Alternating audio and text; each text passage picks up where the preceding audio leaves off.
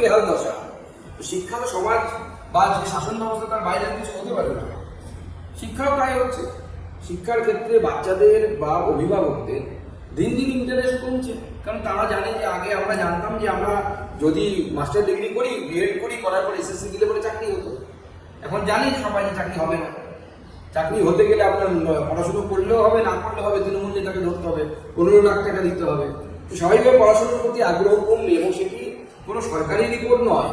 গত বছরও কলকাতার বিভিন্ন পত্র পত্রিকায় চ্যানেলে আপনারাই দেখিয়েছেন যে কলকাতার স্বনামধন্য কলেজ, যে কলেজে আগে ফর্ম পেতে গেলে সকাল থেকে বাবা মারা, গার্জেনরা ছাত্রদেরকে নিয়ে লাইন দিতে হতো, সেই সমস্ত কলকাতা বিশ্ববিদ্যালয়ের অন্তর্গত ভালো ভালো কলেজে বিভিন্ন অনার্সের সিট খালি গেছে।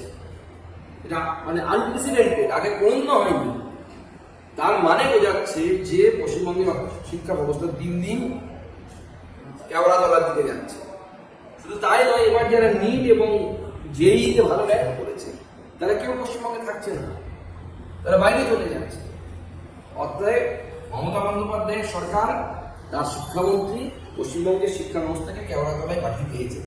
বাংলা হান্টের আরো খবর দেখতে নজর রাখুন। বাংলা খবর মানেই বাংলা হান্ট।